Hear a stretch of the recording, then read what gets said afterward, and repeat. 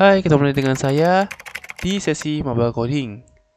Di sesi ini kita masih membahas tentang HTML atau singkatannya itu Hypertext Markup Language. Nah, di sesi HTML ini kita memasuki seri kelima. Seri kelima ini kita akan membahas cara pembuatan form atau formulir nih. Yang biasa kita ketemuin itu ada di halaman misalnya ini, di halaman registrasi, login, atau halaman yang membutuhkan mengisi input lah intinya. Nah, di formulir tersendiri itu memiliki tag kalau di HTML. Apa sih itu tagnya? Yaitu tag form. Jadi, form di HTML dapat kita buat dengan tag form ini. Lalu, di dalam tag ini memiliki beberapa atribut yang harus kita berikan, yaitu action dan method. Nah, kedua atribut ini memiliki peran tersendiri. Untuk action itu untuk menentukan aksi yang akan dilakukan oleh si form ini saat data dikirimkan. Misalnya ini kayak nanti form ini aksinya kemana? Ke proses .php, maka data tersebut akan dikirimkan ke proses .php. Nah, ada action dan tidak luput ada method. Nah, metode tersendiri itu adalah metode pengiriman data tersebut. Ada post dan get, ada dua, post dan get, metode pengiriman ke proses .php tersebut. Nah, di bawahnya ini, di kosong ini, kalau ada tag, pasti ada tag pembuka dan tag penutup. Nah, isi tag tersebut dinamakan field. Field itu adalah ruang yang dapat kita isi dengan data. Ya, itu semua sih namanya field. Ya, kita sebut ini field. Nah, di sini kita akan membahas tentang elemen form. Metodenya dalam metode. Kan ada dua nih tadi, get sama post. Kita akan membahas tentang get dulu. Get. Nah, ini. Untuk get, apa sih bedanya get sama post? Kita bisa lihat dari grafik ini. Untuk metode get, kita akan dilalui URL. Jadi, dalam kita pengiriman form, itu akan melalui URL, akan dilewati oleh URL dulu. Habis itu, baru masuk ke action. Dan pastinya nanti data-data yang kita kirimkan ada di URL. Biasanya nanti di URL misalnya bla bla bla index PHP dan datanya sama dengan. Nah, nanti ada isi-isinya yang kita inputkan. Namun berbeda. Metode post. Nah, ini metode post. Bedanya apa? Kalau post distribusinya secara langsung dari form ke action langsung gitu. Dari form ke action langsung tanpa perantara URL. Jadi, data yang kita inputkan itu tidak akan ada di URL tersebut. Beda dengan get tadi. Nah, ini field pada form. Field pada form yang tadi kita omongin itu, ruang itu akan diisi dengan beberapa tag input. Nah, di tag input itu ada dua atribut, yaitu type dan name. Nah, nanti juga ada tambahan sih kayak style, style maksudnya kayak class dan lain-lain. Namun yang paling utama ada type dan name di dalam input ini. Nah, type ini itu tipe dari fieldnya. Tipenya apa? Text kah? Number kah? Date time kah? Atau yang lainnya. Nah, kalau name ini itu adalah nama dari field yang digunakan untuk menjadikan patokan atau kunci dari variabel dalam suatu program. Lalu, jenis tag pada form. Ada 3 jenis tag pada form, yaitu tag input, tadi itu, dan ada tag select, option, itu nanti untuk biasanya pemilihan, kayak nanti ada pemilihan 1, 2, 3 gitu, select. Dan yang ketiga adalah text area, di mana nanti formnya akan besar. Bisa kita kecil dan besarkan. Biasanya untuk menuliskan kata-kata yang berjumlah banyak. Seperti itu. Lalu ada jenis tipe input pada form. Ada input text tadi yang ku tunjukkan tadi. Ada password di mana nanti teksnya akan berubah jadi titik-titik. Checkbox. Checkbox itu berarti nanti cek dan cek. Yang centang itu radio itu nanti pemilih. Milih kayak checkbox tapi milih. Lalu ada submit, itu biasanya untuk tombol bottom enter. Number itu nanti akan keluarnya yang kita inputkan hanya bisa number. Dari nomor 1, 2, 3, 0, min 1, min 2. Number atau nomor pokoknya, angka. Nah, kalau date itu berarti form itu akan berbentuk tanggal. Inputannya tanggal. Nah, sekarang kita buka text editornya. Kita langsung mulai cara pembuatannya. Di sini saya menggunakan text editor Visual Studio Code. Kalau kemarin kan kita masih pakai Sublime Text. Nah, di sini aku berubah lagi, beralih lagi ke Visual Studio Code. Bagi kalian yang masih mau pakai Sublime Text atau text editor lainnya kayak Notepad++, Atom, silahkan. Yang penting text editor. Nah, setelah itu kita buka folder latihan HTML kita kemarin. Lalu kita buat file baru namanya latihan 5 HTML. Setelah itu kita membuat tag HTML, membuka HTML. Titelnya kita kasih nama latihan formulir. Nah, setelah itu baru kita masuk ke body untuk membuat formulirnya. Kita kasih judul aja formulirnya biar bagus. Kita kasih judul berarti kita menggunakan H1. Kita ngasih judul misalnya formulir pendaftaran ya. Formulir pendaftaran, kita save. Coba kita refresh. Nah, ini sudah muncul formulir pendaftaran. Habis itu baru kita bikin formnya di bawah sini. Oke. Kita bikin formnya, berarti pertama-tama kita buka apa? Buka tag formulir, tag form. Seperti ini. Habis itu, jangan lupa kita kasih atribut. Tadi apa aja tadi? Ada action dan ada method. Actionnya nanti adalah aksi yang kita akan kirimkan kemana, dan metodenya apa? Get atau post. Nah, di sini actionnya ini tak kosongin dulu, karena kalau misalnya kita akan mencoba untuk submit, berarti nanti kita akan berhubungan dengan PHP. Nah, di sini kita HTML dulu aja ya. Nanti di seri selanjutnya atau enggak, ya nanti coba kita lihat aja. Nah, di sini metodenya kita mau apa? Mau post atau get? Biasanya kebanyakan kita menggunakan post. Ya, kita metodenya post aja. Nanti kita coba satu-satu. Post jadi kayak gimana, get kayak gimana. Kita pakai post dulu aja. Habis itu, kita mau bikin beberapa inputan. Seperti input nama, email, password, dan lain-lain. Nah, yang pertama-tama kita bikin tag input. Input. Type-nya apa? Type-nya text. Kita coba ya, text. Name-nya apa? Name-nya nama. Karena kita mau bikin inputan nama. Berarti di sini kita kasih nama. Itu. Habis itu enter. Kita mau bikin apa lagi? Misalnya name. Input lagi. Type-nya apa? Kalau name ada yang jangan name deh. Nomor aja deh ya. Nomor. Nah, kalau nomor itu berarti kan number semua ya, tulisan semua ya.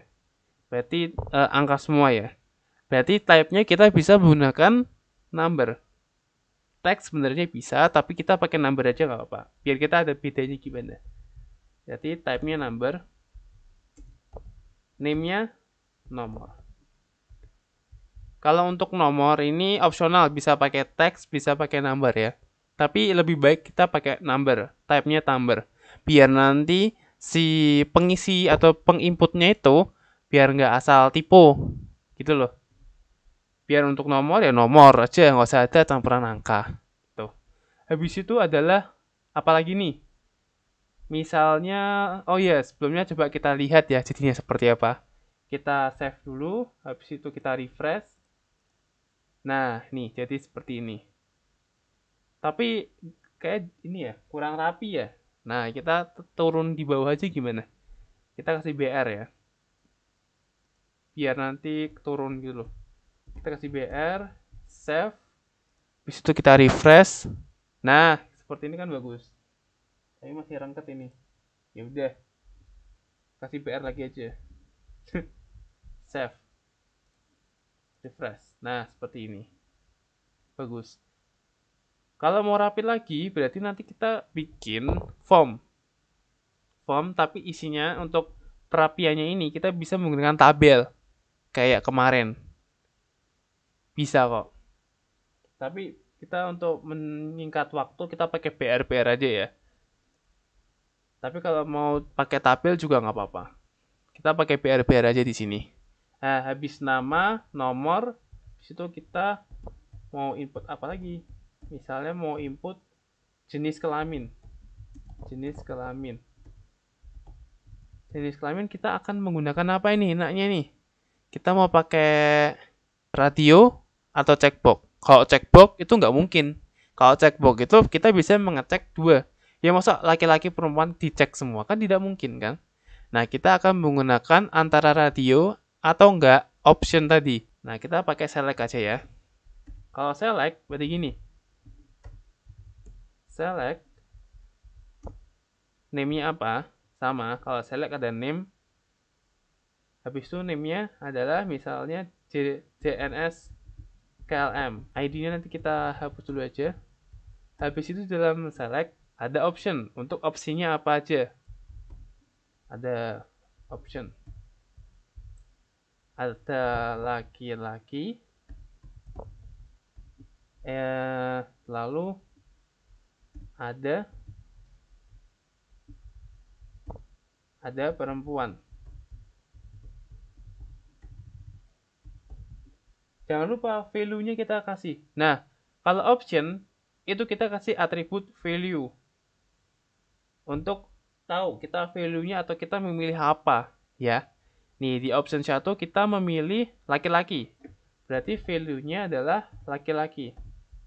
Atau enggak kita nanti kasih kode kalau misalnya di database atau yang di PHP kita bisa menggunakan kode misalnya angka 1, value-nya 1 berarti laki-laki, value-nya 2 nanti perempuan.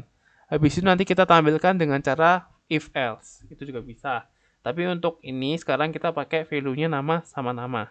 Jadi value-nya laki-laki, namanya laki-laki gitu ya. Value-nya ini apa? Kalau ini perempuan berarti value-nya perempuan. Perempuan. Save, kita refresh, kita lihat seperti apa. Nah, jenis kelamin laki-laki. Nih, kita bisa pilih laki-laki, bisa pilih perempuan. Mantap. Habis itu kita mau milih apa lagi nih? Alamat. Nah, alamat.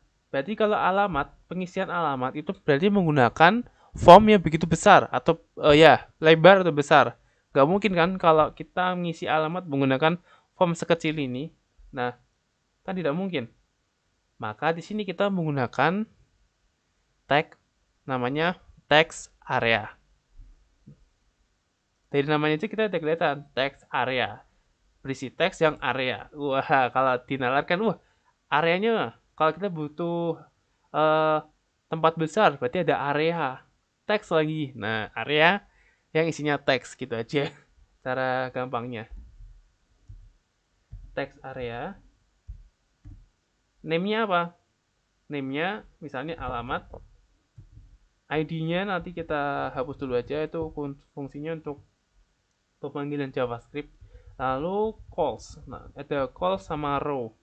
Ini untuk mengatur lebar sama tingginya sebuah inputan teks area tersebut. Ini kita kasih nama alamat ya. Alamat. Jangan lupa BR biar ke enter. Kita save, coba kita lihat hasilnya seperti apa. Refresh. Nah, ini. Kalau teks area kan besar kan? Dan kelebihannya teks area kan ini untuk alamat, kelebihannya ini bisa dilebarkan. Nah, bisa dilebarkan, bisa dikecilkan. Lah, terus tadi fungsinya call sama row apa? Ini fungsinya untuk defaultnya. Defaultnya saat ini muncul. Defaultnya besaran default. Gitu. Nah, cuma kalau kita mau besar ya tinggal gini, kecil ya tinggal gini. Gitu. Lalu apalagi misalnya tadi sudah jenis kelamin, alamat, email. Kalau email berarti kita hobi. Hobinya apa? Nah, hobinya apa? Baru kita bisa pakai input tabnya. Tabnya apa? Tabnya adalah checkbox. Checkbox. Name-nya apa? Name-nya adalah misalnya hobinya makan. Oke, habis itu value-nya makan. Habis itu apa lagi nih? Habis makan misalnya ada lagi hobinya tidur. Jangan lupa kasih PR.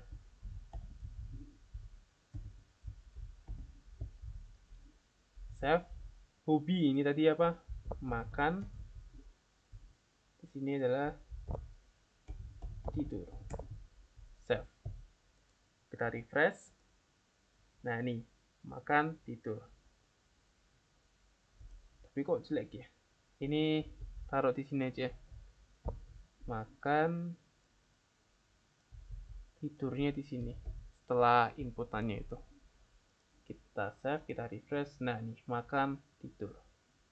Kalau checkbox nanti kita bisa ngecek dua. Nah, tapi kalau misalnya radio itu bagaimana nih radio? Kalau radio misalnya nanti jurusan ya. Berarti kita tambahin saja jurusan.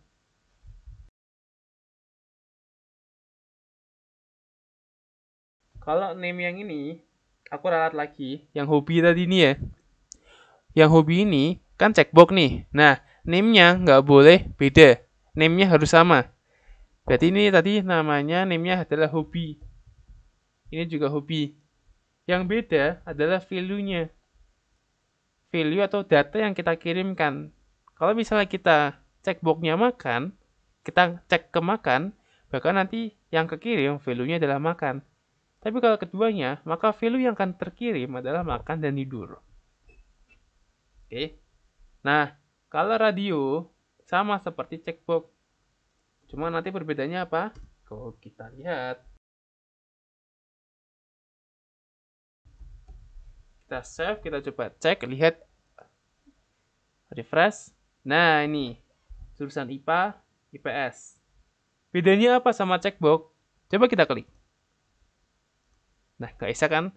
Dia kalau type-nya radio, maka hanya satu saja yang bisa kita cek. Berbeda dengan checkbox. Kalau checkbox kita bisa lebih dari satu. Kalau radio kita hanya satu saja. Nah, seperti itu. Oke. Nah, habis itu sudah semua, baru kita submit. Submitnya menggunakan apa? Ya, pakai input lagi. Kita kasih PR. Kita bikin input type-nya submit. Submit. Value-nya apa? Value-nya adalah kirim. Nah, kalau type submit, value itu maksudnya adalah yang akan muncul tuh namanya apa? Maksudnya muncul tuh gini loh. Misalnya kita gini dulu aja ya. Type submit, value kirim. Save, refresh. Nah, maksudnya ini loh. Tulisannya ini apa? Nah, ini namanya value-nya. Isinya ini nanti apa? Karena di aku ngasih value-nya kirim, save, maka ini munculnya kirim. Tapi kalau aku value-nya aku tulis adalah kumpulkan, save, refresh, maka hasilnya akan kumpulkan. Seperti itu. Bagaimana kita bikin required penanda kalau misalnya ini masih kosong, harus wajib diisi misalnya. Karena kita pakai HTML5, kita bisa menggunakan required di belakang sini. Di belakang atau enggak deket penutup ini. Dengan cara kita ketikkan required. Ini juga kita bikin required. Text area kayaknya nggak bisa dikasih required. Jadi yang hanya input-inputan saja yang bisa kita kasih required. Required. Nah, sudah. Habis itu sudah dikasih required, kita save. Coba ya kita jalankan, refresh, kumpulkan. Nah, nih, ada tulisannya. Harap isi bidang ini. Nah, yang artinya masih kosong. Coba kita tulis ya. Anissa lalalala, gitu ya. Kita kumpulkan. Nah, masih kosong. Harus diisi. Misalnya nomornya 1, 2, 3, 4, 5, 6, 5. Nah, nih. Nah, tadi aku kasih tahu bedanya kalau type-nya number sama text itu apa. Kalau number, nah nih, kalau aku klik, nanti aku udah klik nih, klik huruf, dia nggak bakal bisa. Tapi kalau mengklik atau mengetik angka, dia akan muncul. Lalu jenis kelamin. Jenis kelaminnya kita pakai select. Nah, select itu adalah seperti ini. Kita bisa menyelect laki-laki atau perempuan gitu. Lalu untuk alamat kita pakai text area. Tadi text area bisa besar, bisa kecil. Tadi cool sama row itu untuknya apa? Untuk apa sih kita tulis tadi itu? Itu untuk defaultnya besarannya ini. Lalu alamatnya kita bisa tulis panjang. Saya jalan apa-apa-apa, Semarang, Jawa Tengah, Bandung. Kok Bandung? Indonesia. Nah, seperti itu alamatnya. Lalu untuk hobi, tadi ini bedanya checkbox sama radio itu apa? Kalau checkbox, dia bisa ngecek 2 kali. Atau lebih dari sekali misalnya. Ya, lebih dari sekali. Nih, kalau misalnya si Anissa itu hobinya tidur dan makan. Jadi kita bisa cek 2. 1, 2. Seperti itu. Misalnya, nggak jadi deh. Nggak jadi hobi makan. Ya udah tinggal uncheck. Gitu. Nah, tapi kalau radio hanya satu saja, satu kali pemilihan intinya. Misalnya, dia Anissa jurusan IPA. Ya udah, berarti IPA. Nggak bisa dong. Anissa jurusannya IPA sama IPS, pinter banget. Nah, berarti masuk gini. Nah, nggak bisa. Nah, jadi intinya radio itu hanya satu kali select. Dan dia tidak bisa di unselect atau uncheck. Gini. Ya sudah. Kayak gitu. Misalnya nih, angka namanya ini aku hapus ya. Oh, aku lupa namanya. Lupa tak isi, tak kumpulin nah. Tidak bisa. Ada required. Nah, itu fungsinya required tadi. Misalnya udah lengkap, kita kumpulkan, maka ingat tadi pakai apa? Kita pakai metodenya apa tadi? Metode post. Ya. Kita kumpulkan. Oh, nih, belum. Kita kumpulkan. Nah, kalau kita pakai metode post, dia nggak ada di URL-nya kosong kan? Nggak ada apa-apa kan? Itu pakai metode post. Berarti dari form, dia langsung ke action. Pakai satu jalur tadi. Nah, bagaimana kalau kita pakai get? Coba kita ganti get. Metodenya kita ganti get. Save. Lalu ini kita refresh. Kita isikan terserah, misalnya nomornya ini 23, alamat ini, jenis kelamin perempuan, makan tidur, misalnya IPA. Oke. Lalu ini kan kita masih menggunakan metode get. Kita kumpulkan, maka hasilnya, lihat. Kita menggunakan metode get, maka di atasnya ada inputan yang kita isi. Nama tadi kita ngisi ini, nomornya ini, dan lain-lain. Itu kalau pakai get. Jadi, sesuai dengan struktur tadi, yaitu dari form disalurkan ke URL dulu, baru disalurkan ke action, seperti itu. Nah, itu. Nah, kalau mau aman ya pakai metode post. Kalau menurutku ya, enaknya pakai post aja, jangan get. Kebanyakan juga pakainya post sih, gitu. Oke, mungkin sekian dari saya tentang pembuatan formulir sederhana. Mungkin kalian kalau masih kurang paham bisa mengulang kembali video ini. Dan bagi yang ingin bertanya bisa tanya di kolom komentar. Dan misalnya ada yang salah saya, tolong ingatkan di komentar juga ya. Karena kita di sini sama-sama belajar. Oke? Mungkin dari saya sekian. Jangan lupa like, share, dan komen biar video ini bermanfaat. Dan jangan lupa subscribe untuk mengikuti video Maba Coding lainnya di channel saya yang ini. Karena ini ada seri baru yaitu seri Maba Coding. Oke, sekian dari saya. Dadah.